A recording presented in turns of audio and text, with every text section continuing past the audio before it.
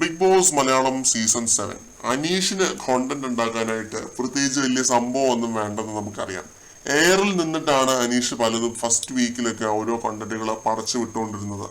അതിന് സമാനമായൊരു സംഭവം ഇന്നത്തെ എപ്പിസോഡിന് അവസാനമായിട്ട് കാണിക്കുന്നുണ്ട്. സംഭവം എന്താണെന്ന് വെച്ചാൽ അനീഷിന്റെ പെട്ടിയിൽ ഒട്ടിച്ചു വെച്ചിരുന്ന ആ ഒരു നെയിം സ്റ്റിക്കർ, അനീഷിന്റെ പേര് ഒരു സ്റ്റിക്കറാണ്.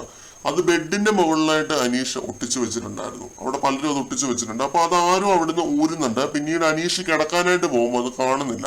ക്യാപ്റ്റനായിട്ടുള്ള അഭിലാഷിനെ വിളിച്ച് പരാതി പറയുന്നുണ്ട്. അതിന്റെ അനുമോളുമായിട്ട് ചെറിയ രീതിയിലൊന്ന് തർക്കിക്കുന്നുണ്ട്.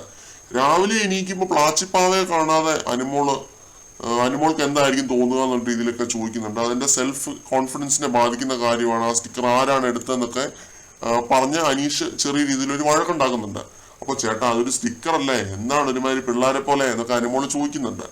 അനീഷിന് അപ്പോഴും അറിയില്ല ആരാണ് ഇത് ഊരിയെടുത്ത് മാറ്റിയത് എന്നുള്ളത്.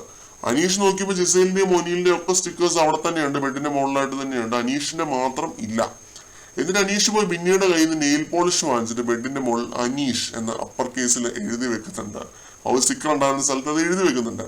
ഇത് കഴിഞ്ഞ് അനീഷ് ഉറങ്ങാൻ കിടന്നത് മസ്താനി അവിടെ പോയി അനീഷിനോടായിട്ട് പറയുന്നുണ്ട്, ഇതും ഞാൻ മായ്ക്കാൻ ശ്രമിക്കാമെന്ന്.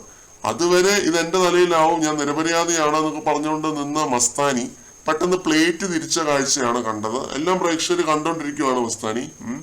എന്തായാലും ആദ്യത്തെ ആഴ്ചയിലോ കണ്ട ആ ഒരു ഗെയിമിലേക്ക് അനീഷ് തിരിച്ചു വരുന്നതായിട്ടാണ് കാണുന്നത്.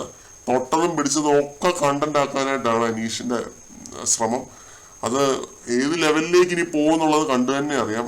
നല്ല ബുദ്ധി ഉപയോഗിച്ച് തന്നെ അനീഷ് ഗെയിം കളിക്കുമെന്നാണ് തോന്നുന്നത് വരും ദിവസങ്ങളിൽ. കാരണം നോമിനേഷനിൽ ഇങ്ങനെ വന്നുകൊണ്ടിരിക്കുകയാണ്. രണ്ടാമത്തെ ആഴ്ച അടുപ്പിച്ച് നോമിനേഷനിൽ വന്നു.